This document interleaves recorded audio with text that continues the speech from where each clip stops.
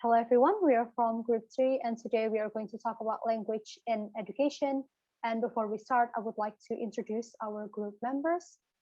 Today we have Aida Hanissa, Novel Zaki Cundoko, Atik Qotrunnada, Khodijah M, Farah Nabila Anansyah, Amanda Sekar, Rifta Anastasia, and last we have Laksita.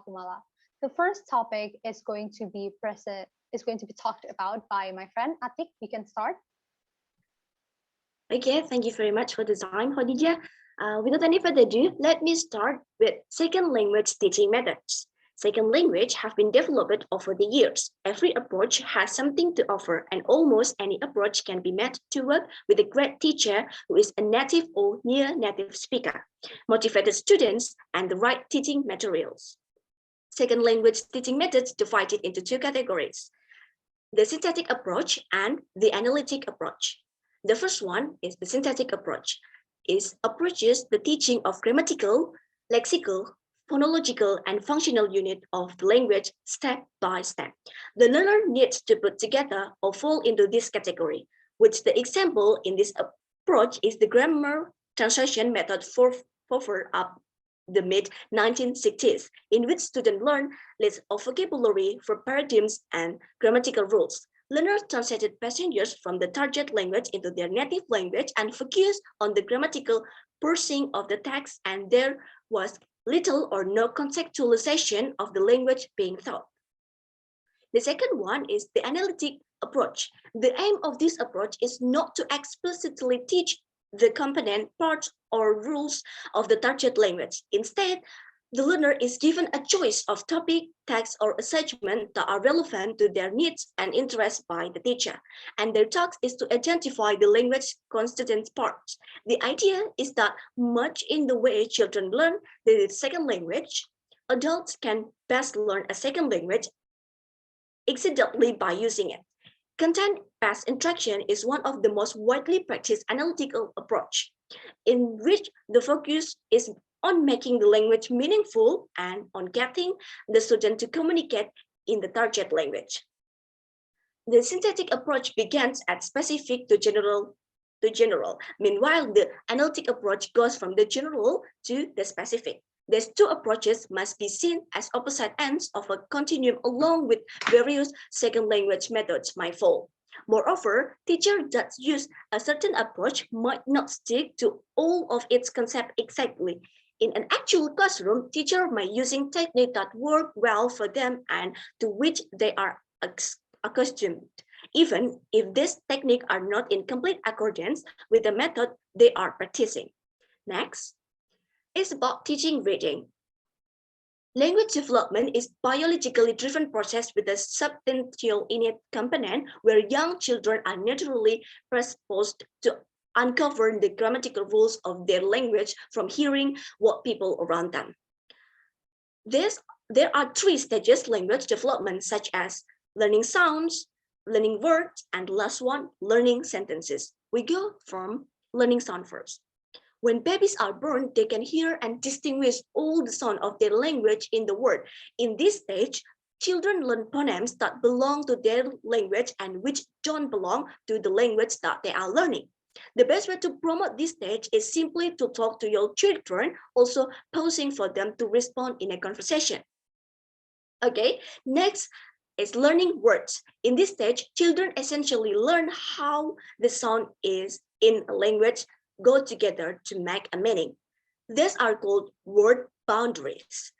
They are actually learning morphemes. For example, mommy. They learn two morphemes, ma and me. In order to encourage their skill in this state, the simple way is to mimic their noises and say them back to them slowly so they can follow their parents' instruction. Last one is learning sentences. During this stage, children learn to put some words into a sentence together. In this case, they already learned whether the sentence is grammatically correct or not. To promote this stage, parents can teach their children to have habits by speaking clearly and as much as possible to have a conversation to encourage their vocabulary. However, children's ability to develop language differ from each other. So the best way to help them is to have a talk with them as much as you can. Also try to sing with them and read story for them. And you can try many other activity with your children. That's it from me. I give it back to Khodijah. Thank you, Atik. Right now, I'm going to present about bilingual education.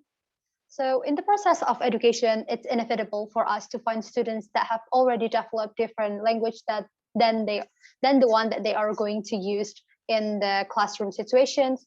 So because of that, there are several methods and programs that American schools use in teaching English to school-age children by considering the value of maintaining and promoting their native language abilities for immigrant children. Next slide, please.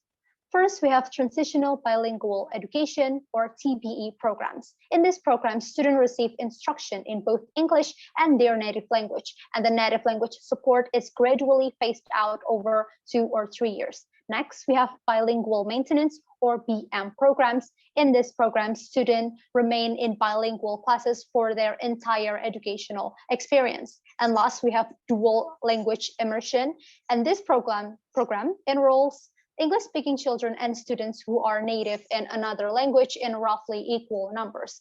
By taking bilingual classes, the students will first acquire in their native language school-related vocabulary, speech styles, and other aspects of language that are specific to a classroom or a school environment, while they are learning English. By learning content material and trying to keep up with their friends or the other children during that time would make them master English faster. And last, we have Ebonics. Children who speak a dialect of English that differs from the language of instruction, usually close to standard English, may also be disadvantaged in a school setting. It has been argued that the phonological and grammatical differences between African American English, AAE, termed Ebonics in the popular press, and SAE, Standard American English, made it harder for AAE speaking children to learn to read and write. So in this matter, there are several approaches. One approach to this problem has been to discourage children from speaking AAE and to correct each departure from SAE that the children produce.